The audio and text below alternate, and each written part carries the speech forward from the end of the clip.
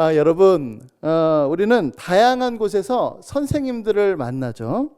어렸을 때는 어린이집 혹은 유치원에서 선생님들을 만납니다. 이제 초등학교 가면은 매년 새로운 담임 선생님들을 만납니다. 이제 중고등학교 올라가면 각 과목마다 선생님들을 만나죠.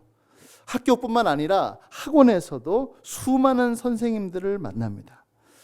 아마 저마다 성품도 다르고 가르치는 방식도 다르지만 아마 여러분들에게 좋은 영향력을 끼친 선생님들이 계실 것입니다.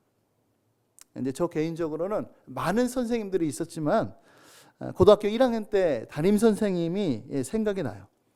그분이 이제 저한테 이렇게 말씀합니다. 이제 중간고사를 치고 처음에 저한테 이렇게 하신 말씀이 뭐냐면, 야, 박현민이 되네.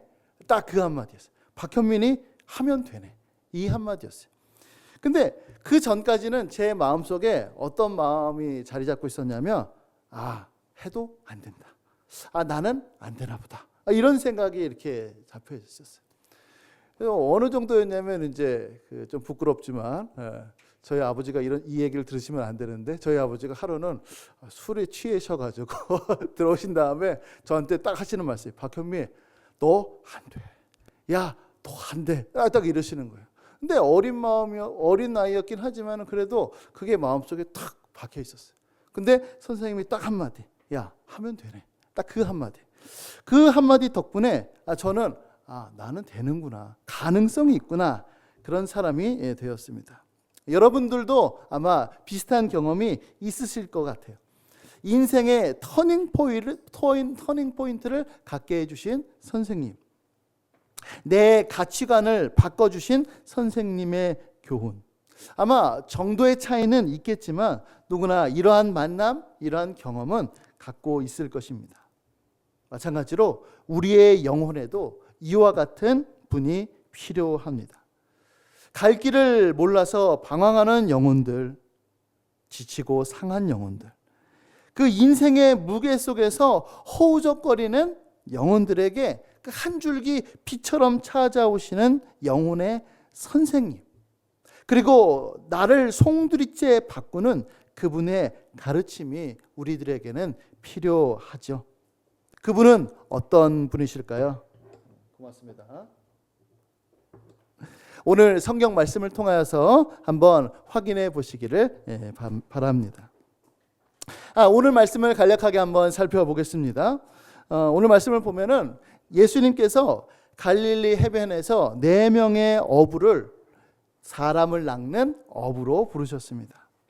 그분의 부르심은 강력한 부르심이었고, 그렇기 때문에 그들은 모든 것을 버리고 예수님을 따를 수 있었습니다. 그리고 이제 예수님은 그 4명의 어부들과 함께 이 가버나움이라고 하는 지역으로 지금 들어가십니다.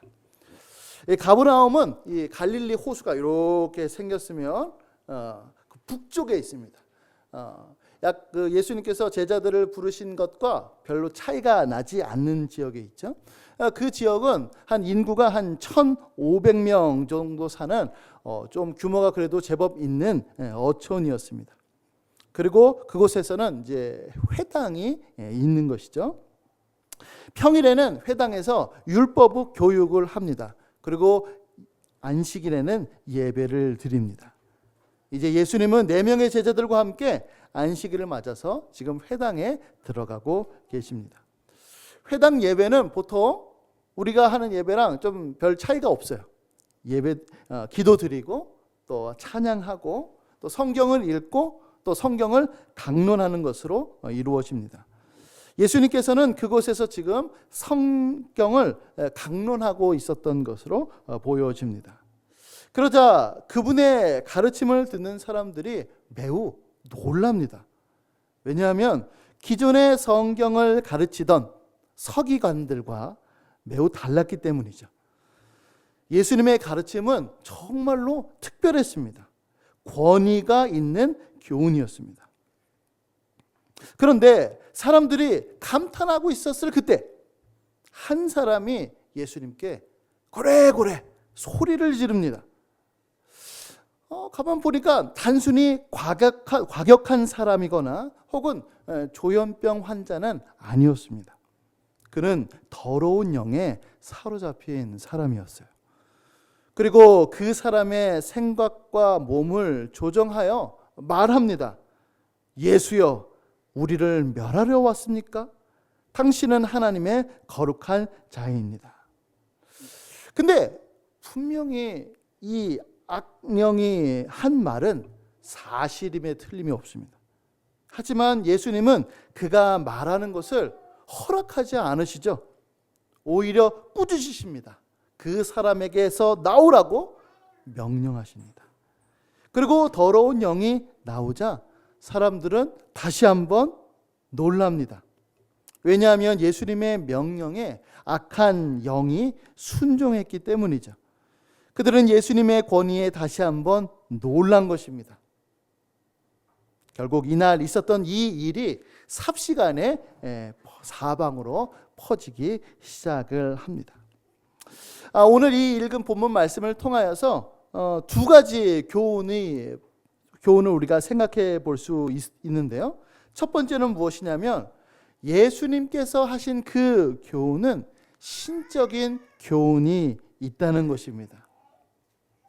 여러분, 예수님께서 지금 가르치셨습니다. 예수님께서 가르치시자 많은 사람이 지금 깜짝 놀랍니다. 얼마나 놀랐냐면 어리둥절한 겁니다. 말문이 막힐 정도입니다. 지금 제정신을 차리지 못할 만큼 깜짝 놀랐습니다. 이거는 예수님이 가르치시는 그 가르침 중에서 한 번, 어쩌다가 두 번 이런 것이 아니었습니다. 순간적으로 놀라고 만 것이 아니었어요. 가르침을 받는 내내 이 놀라운 경험은 계속 되었습니다. 그러면 왜 예수님의 가르침에 사람들이 놀랐을까요? 도대체 어떠한 내용이었길래 그렇게 놀랐을까요? 아마 모르긴 몰라도 예수님은 하나님의 복음을 선포하셨을 것입니다. 예전에 나사렛에서 계실 때 그곳에서 회당 예배에 참석하셨을 그때도 그러셨습니다. 이사야서 말씀을 읽으셨죠? 그리고 그 말씀이 자신을 통해 성취되었다라고 하는 것을 강론하신 적이 있었습니다. 지금 가버나움에 있는 회당에서도 구약 성경을 읽고 거기에 나와 있는 복음의 메시지를 사람들에게 전파하셨을 가능성이 매우 높습니다. 하지만 안타까운 것은 우리가 그 내용을 알 수 없다는 거죠. 왜냐하면 성경이 침묵하고 있기 때문에 그렇습니다. 오히려 오늘 말씀이 말하고자 하는 것은 무엇이냐면 예수님께서 가르치신 내용이 이거다. 그것이 아니었습니다. 오히려 가르침 자체였습니다.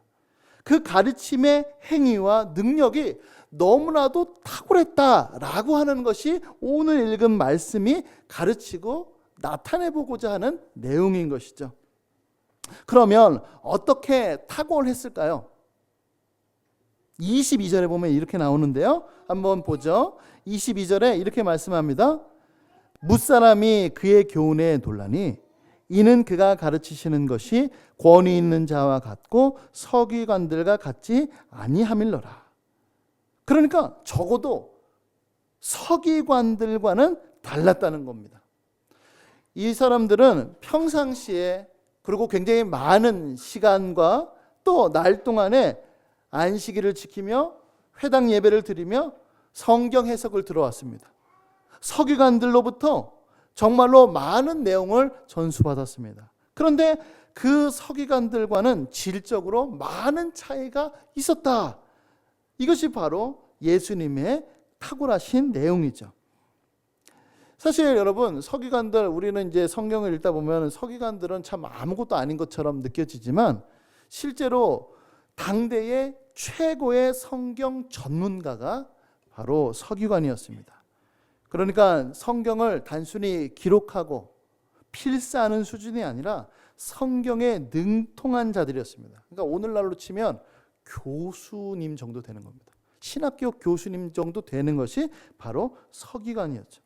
그리고 율법을 다루고 있었기 때문에 그들에게 있어서는 오늘날로 얘기하면 변호사쯤 되는 겁니다. 그러니까 교수님이자 법률가이자 도덕 선생님이자 당대에 뛰어난 사람들이었죠. 그래서 회당 예배를 참석하면은 그 회당 예배 그 맨 앞줄에 이 서기관들이 앉는 자리가 따로 마련되어 있었다고 그래요. 그리고 서기관들이 딱 들어오면 이제 앉아있던 사람들이 딱 벌떡 이제 일어나서 서기관들을 이제 받아들일 정도였다라고 합니다. 그리고 그들의 학식과 명성은 때로는 대제사장을 능가하기도 했습니다. 그들의 발언권, 그들의 영향력, 그들의 권위는 정말로 대단했습니다. 그러나 예수님의 권위는 그들과 차원이 달랐습니다. 왜냐하면 예수님의 권위는 신적인 것이기 때문에 그렇습니다. 그들의 권위는 기껏해야 장로들의 유전으로부터 왔을 뿐입니다. 그러나 예수님의 권위는 하늘 아버지로부터 직접 받았어요. 그들의 교훈은 온갖 서적들과 전승으로 가득 찼습니다. 그러나 예수님의 교훈은 성령으로 충만해 계셨습니다. 차갑고 지루하고 무미건조한 예전과 규칙들만 강조했던 서기관들의 교훈과는 완전히 달랐던 것이죠. 예수님의 말씀 속에서는 진리의 말씀들이 드러나고 그분의 가르침에는 순전함이 묻어나고 거기에 강력한 설득력까지 수반되니 예수님의 교훈은 완전히 질적으로 달랐던 것입니다. 그래서 듣는 사람 모두 다 이구동성으로 외친 것입니다. 그가 가르치는 것이 권위 있는 자와 같았다. 하나님에 의해 보내심을 받은 사람, 하나님의 권위를 덧입은 분처럼 그렇게 느꼈던 것이죠. 두 번째는 무엇이냐면 바로 예수님의 교훈은 초자연적인 권위가 있습니다. 예수님께서 가르치심에 놀랐습니다. 그런데 이제 다시 한번 깜짝 놀랄 만한 일이 생기는데요. 예수님께서 더러운 귀신을 내쫓으셨기 때문에 그렇습니다. 예수님의 교훈을 듣던 무리 중에는 더러운 영에 사로잡힌 사람이 있었어요. 그가 처음부터 회당에 있었는지 아니면 예배 중간에 들어왔는지는 모릅니다.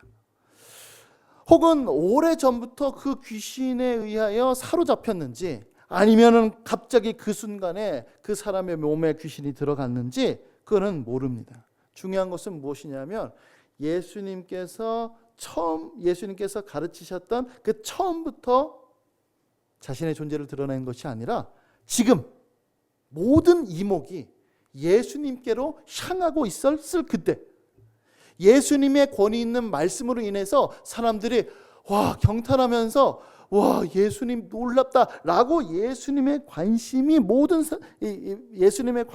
예수님께로 관심이 모두 쏠려 있을 그때에 갑자기 이 귀신 들린 사람이 소리를 치름으로 인하여서 모든 사람의 관심이 그 귀신 들린 사람에게 갔다는 거죠. 그러면서 24절에 이렇게 말씀하고 있는데요. 우리 24절 말씀 한번 다 같이 읽어볼까요? 자, 시작. 나사렛 예수여, 우리가 당신과 무슨 상관이 있나이까? 우리를 멸하러 왔나이까? 나는 당신이 누구신 줄 아노니 하나님의 거룩한 자니이다. 그러면 이 더러운 귀신은 왜 이런 말을 했을까요? 제가 서두에도 말씀드렸다시피 얼핏 보면은 귀신이 한 말 중에 틀린 말은 지금 없어 보입니다. 예수님이 나사렛 출신이라고 하는 것, 그리고 예수님이 자신들을 멸하러 오셨다는 것, 예수님이 하나님의 거룩한 분이라고 하는 것, 이 모든 것은 다 사실입니다. 오히려 사람들이 예수님이 누군지 몰랐을 때 귀신들은 예수님이 누군지 알았어요. 그래서 듣는 사람들이 예수님이 어떠한 분이신가 힌트까지 줄 정도였습니다. 그러나 이 더러운 영의 말에는 불순한 의도가 숨겨져 있습니다. 그러니까 우리도 누군가 대화하다 보면 팩트는 맞는데, 이 말은 사실인데 의도가 불순한 경우가 있죠. 마찬가지로 귀신의 말에는 불순한 의도가 숨겨져 있었습니다. 그러면 그 불순한 의도란 무엇이었을까요? 여러 학자들이 많은 얘기들을 하는데 종합해 보면은 이렇습니다. 한 4가지 정도 되는데 한번 들어보세요. 첫 번째는 무엇이냐면 아직 때가 안 됐는데 지금 예수님의 신분을 노출시키려고 한다는 겁니다. 그러니까 지금 예수님은 공생의 3년을 꽉 채우시고 난 다음에 십자가에서 달려 돌아가셔야 되는데 지금 귀신들이 그 예수님의 신분을 자꾸만 얘기하니까 예수님이 잠잠하라 라고 말씀하신 것이죠. 두 번째는 무엇이냐면 예수님을 비방하려고 했다는 겁니다. 여러분, 당시에 나사렛이라고 하는 이 지역은 사람들의 경멸을 받던 곳입니다. 그러니까 이 사람 나사렛 출신이야 라고 하면은 아이 뭐야, 우와 대단한 가르침이네. 근데 알고 보니까 나사렛 출신이야. 에이 뭐야 라고 생각이 들 정도로 예수님의 권위를 떨어뜨리려고 한 것이다 라고 하는 거죠. 또 하나는 무엇이냐면 귀신의 고백은 위선이었다는 것입니다. 그러니까 주님을 경외하는 마음으로 신앙을 고백한 것이 아니라 어떻게 해서든지 예수님을 방해할 목적으로 그렇게 얘기한 것이죠.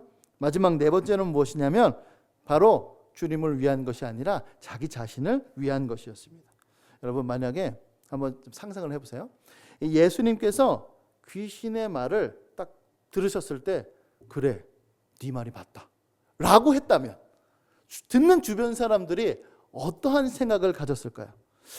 모르긴 몰라도 예수님이 이 귀신과 무슨 굉장히 긴밀한 관계를 맺고 계신가? 아니면 야, 귀신의 말이 맞아? 그러면은 귀신의 말이 진짜인가 보다 라고 생각하면서 오히려 더 귀신에게 이목이 쏠렸을 것입니다. 그러나 예수님은 이러한 귀신의 그 말에 넘어가지 아니하고 이와 같은 이유들로 인하여서 그 귀신의 말에 아무런 대꾸도 하지 않으시죠. 오히려 이제 예수님은 귀신을 향하여 꾸짖으시며 명령하십니다. 잠잠하고 그 사람에게서 나오라. 예수님께서 명령하시자 귀신은 나올 수밖에 없었습니다. 물론 26절에 보면 이렇게 나오는데요. 뭐라고 나오냐면 그 사람에게 경련을 일으키면서 나옵니다. 그러나 그거는 마지막 발악에 지나지 않았습니다. 이 광경을 지켜본 사람들은 감탄을 금치 못했죠. 왜냐하면 여러분, 이 귀신이라고 하는 존재, 더러운 영, 이거는 초자연적인 존재입니다. 그러니까 예수님께서 지금 초자연적인 존재를 굴복시키신 겁니다. 물론 당시에 유대 사회에서도요, 축기 사역이 있었다고 그래요. 그래서 이 축기자들은 독특한 도구를 사용했습니다. 그러나 예수님은 지금 아무것도 사용하지 않으십니다. 그들은 여러 가지 주문을 외웠습니다. 그러나 예수님은 그저 한마디 명령만 하셨을 뿐입니다. 그 사람에게서 나오라. 초자연적인 존재인 귀신마저도 예수님 앞에 순종할 수밖에 없었습니다. 악하고 난폭하고 사람들에게 두려움을 안겨줬던 그 더러운 존재마저도 예수님의 권위 앞에는 무릎을 꿇을 수밖에 없었던 것이죠. 여러분, 이제 초반에 예수님의 가르치시는 권위와 그 권위가 어떠한 권위였는지를 지금 밝히 드러내 보여주고 있습니다. 그러니까 지금 마가복음을 읽으면서 무슨 생각이 드냐면 예수님께서 도대체 어떤 내용으로 말씀하셨는가, 거기에 초점이 맞춰져 있지 않고 예수님의 가르치는 말씀에 권위가 있는데 도대체 이 권위는 얼마만큼의 권위인가, 여기에서 이제 등장합니다. 우리 27절 말씀 한번 볼까요? 27절 말씀 우리 다 같이 한번 읽어보겠습니다. 시작. 다 놀라 서로 물어 이르되 이는 어찌미냐, 권위 있는 새 교훈이로다. 더러운 귀신들에게 명한즉 순종하는도다 하더라. 여기 지금 의도적으로 권위 있는 새 교훈이다라고 이렇게 말씀하고 있어요. 누가복음에서는 권위 있는 예수님의 말씀 이렇게 나옵니다. 예수님의 가르치시는 그 권위와 귀신을 내쫓는 권위가 지금 같은 권위다라고 하는 것을 말해주고 있는 것이죠. 예수님의 가르침은 단순한 강의가 아니었습니다. 그저 뛰어난 사람의 명강의 수준이 아니었던 것입니다.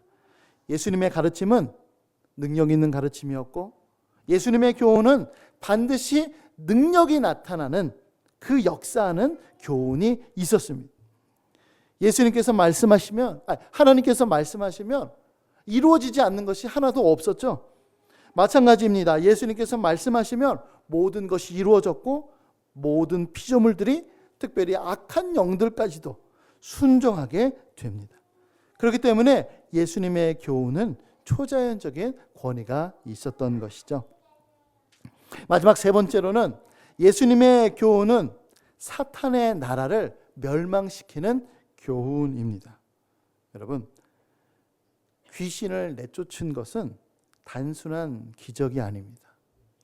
분명히 예수님은 능력이 있으시고 초자연적인 능력이 있으시다라고 하는 것은 다른 기적들을 통하여서도 분명히 드러나요. 예수님께서 바다를 꾸짖으셨습니다. 그러자 바람이 잠잠해졌어요. 무화과나무를 저주하시자 무화과나무가 곧 말라 죽었습니다. 죽은 나사로에게 명령하시자 죽은 나사로가 살아났어요. 그것을 보면서 예수님의 능력은 정말로 뛰어나시구나 라고 하는 것을 알 수 있습니다. 그러나 여기서 예수님께서 나타내 보여주시고자 하는 것은 무엇이냐 하면 바로 예수님의 교훈은 사탄의 나라까지도 멸망시키는 거다. 그와 같은 교훈이다 라고 하는 것을 우리들에게 알려주십니다. 소극적으로는 그저 한 사람을 귀신의 지배에서 벗어나게 하는 것이었지만은 적극적으로는 그를 하나님의 통치 안으로 들어오게 하는 것이었죠. 예수님을 통하여 하나님의 나라가 도래했고 지금 반란군이었던 사탄의 세력은 예수님에 의하여 패전되는 그와 같은 상황이 지금 벌어지는 것입니다. 막강했던 사탄의 나라, 감히 건드릴 수 없었던 그 사탄은 광야에서 이미 예수님께 패했습니다.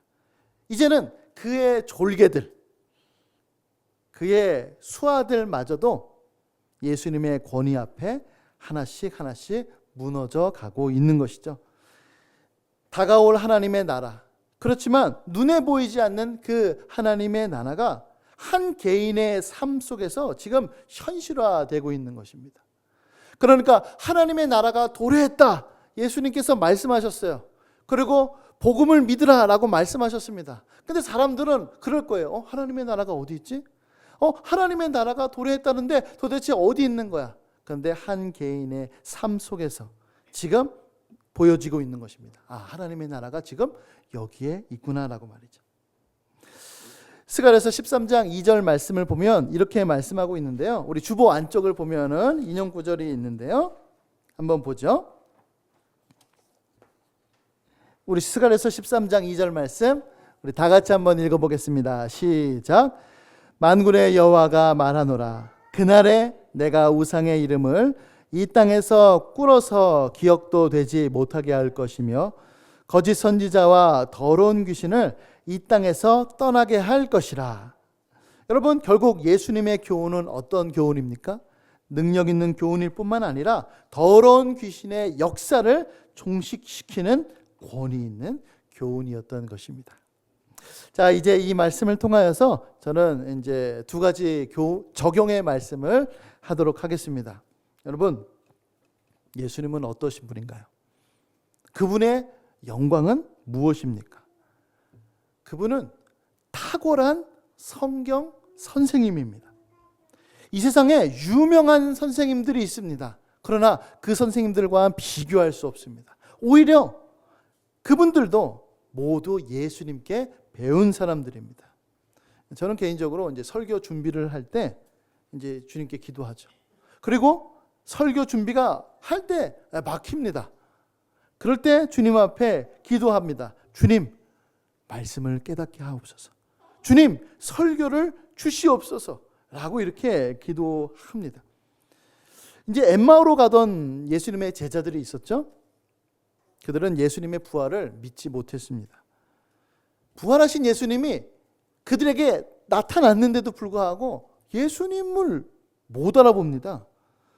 그러자 예수님께서 무엇을 하셨을까요? 성경 공부시켜 주셨습니다. 우리 누가복음 24장에 보면 이렇게 나오는데요. 이렇게 말씀합니다. 이르시되 미련하고 선지자들이 말한 모든 것을 마음에 더디 믿는 자들이여, 그리스도가 이런 고난을 받고 자기의 영광에 들어가야 할 것이 아니냐 하시고, 이에 모세와 모든 선지자의 글로 시작하여 모든 성경에 쓴 바 자기에 관한 것을 자세히 설명하시니라. 아멘. 여러분, 우리가 책을 읽다 보면은요, 가끔 이런 거 있어요. 도대체 이게 무슨 말이야? 저자의 의도가 뭐야? 이렇게 생각이 들 때가 있다고 그래요. 이거 저는 저만 그러는 줄 알았는데, 예전에 이제 우리 이제 선생님들, 합신의 선생님들 중에서 이제 송인규 교수님이 계시는데, 이 송인규 교수님이 이제 아브라함 카이퍼라고 하는 그 책을 읽는데, 도대체 이게 무슨 말이야? 라고 생각할 정도로.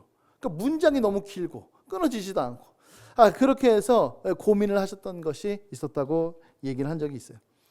그래서 그런 생각이 들면은 정말 이 저자가 쓴 이 책을 쓴 이 저자에게 한번 물어보고 싶다, 이런 생각이 들 때도 있습니다.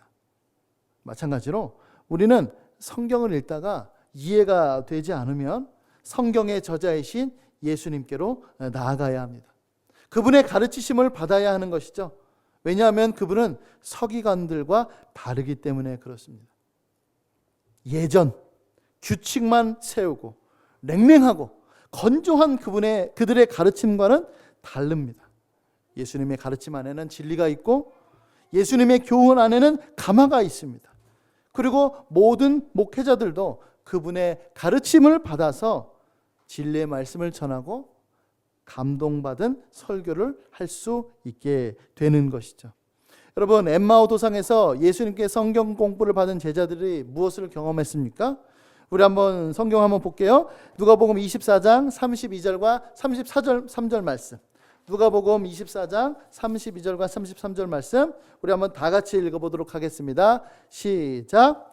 그들이 서로 말하되 길에서 우리에게 말씀하시고 우리에게 성경을 풀어주실 때에 우리 속에서 마음이 뜨겁지 아니하더냐 하고 곧 그때 일어나 예루살렘에 들어가 보니. 여러분, 그들의 마음이 지금 어땠나요? 뜨거워졌습니다.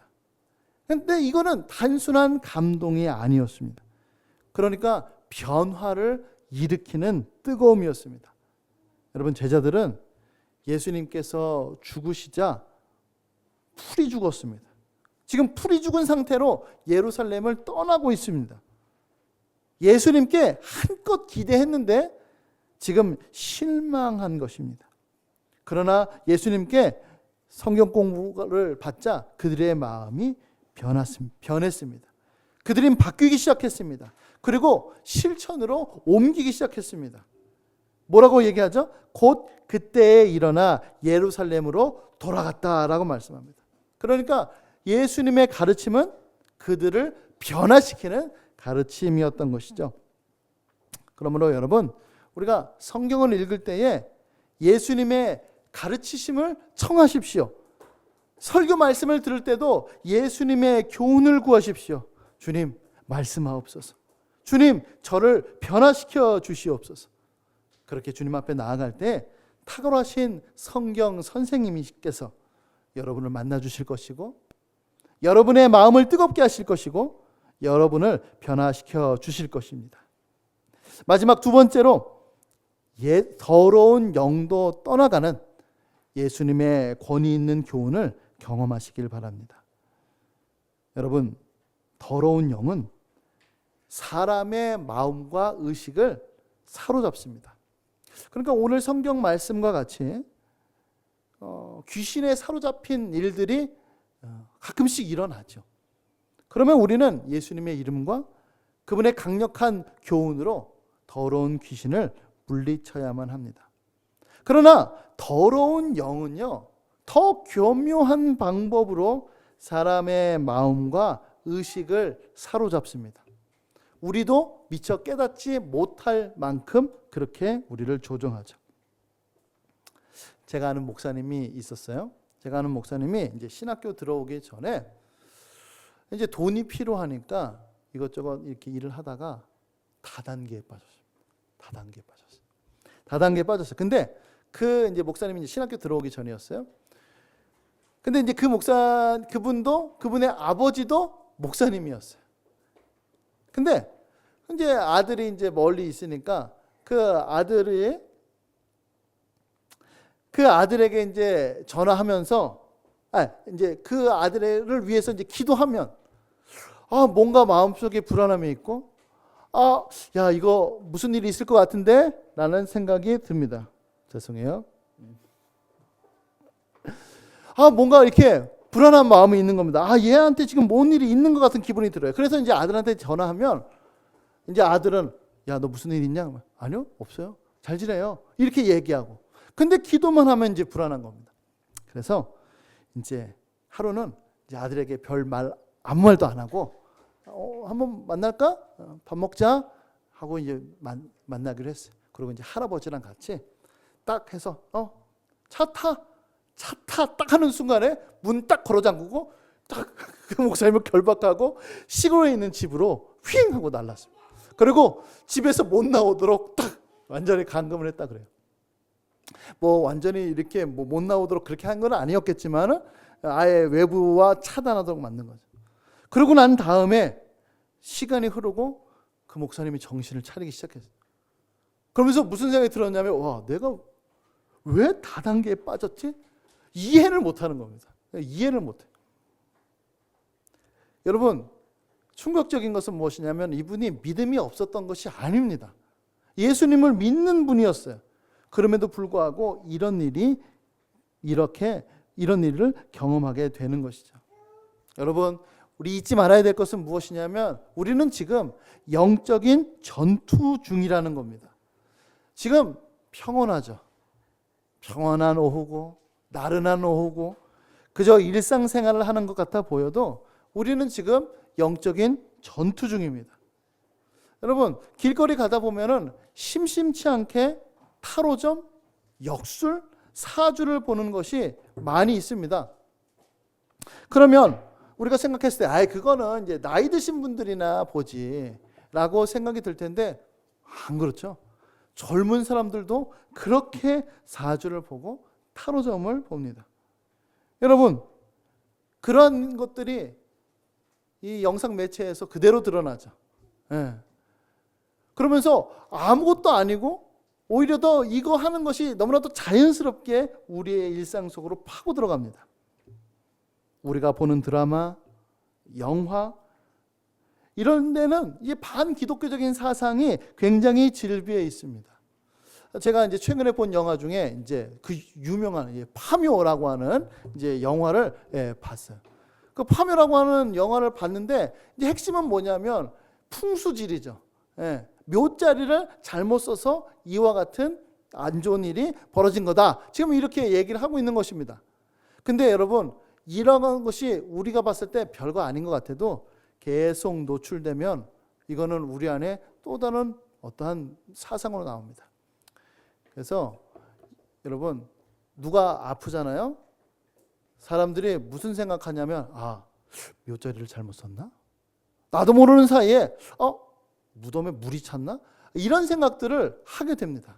근데 우리는 그래도 믿음이 있고 어느 정도 견고한 하나님의 말씀을 갖고 있지만 그렇지 못한 사람들은 그 스쳐 지나가는 생각을 탁 물어서 안 좋은 쪽으로 빠져가게 되는 거죠. 그래서 여러분들 중에서도 아마 심심치 않게 이제 TV를 보면서 우리 엄마는 권사님인데 전 보러 가. 이런 경우. 우리 엄마는 교회 다니시는데 뭐 했어? 이런 얘기 많이 들었을 겁니다. 그런 것들이 많이 일어나는 것이죠.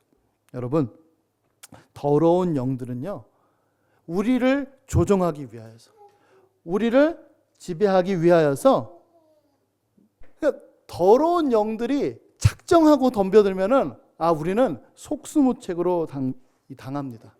무방비 상태로 당할 수밖에 없어요. 여러분, 이 더러운 영들의 공격을 정말로 과소평가하지 마십시오. 이건 진짜입니다. 예수님께서도 그것을 너무나도 잘 알고 계십니다. 그러므로 여러분, 우리는 예수님의 교훈으로 끊임없이 나아가야 합니다. 예수님께로 나아가야 합니다. 그러면 우리를 혼자 내버려 두시지 않으시고 그 영과 혼자 싸우도록 내버려 두지 않으시고 그분의 입의 기운으로 더러운 영들을 쫓아내실 것입니다. 그분의 꾸짖음 앞에 잠잠하지 않을 귀신은 없고 그분의 명령 앞에 복종하지 않을 더러운 영은 없습니다. 이것이 예수님의 영광이고 이것이 예수님의 탁월하심입니다. 예수님께로 나아가 도움을 구하시기 바랍니다. 예수님께서 능히 우리를 건지시고 또 건져주실 것입니다. 우리 사랑하는 성도 여러분, 말씀을 맺겠습니다. 우리에게는 우리를 바르게 인도해 주실 영혼의 선생님이 꼭 필요합니다. 어둠의 세력에서 속수무책으로 당하고 있는 우리를 구원해 줄 권위 있는 교훈이 필요합니다. 예수님께서 우리를 바른 길로 인도할 것이며 예수님의 권위 있는 교훈으로 우리를 능히 어둠의 권세에서 구원해 주실 줄로 믿습니다. 이와 같은 은혜가 우리 여기 계신 모든 분들과 함께 하시기를 예수님의 이름으로 간절히 축복합니다. 아멘.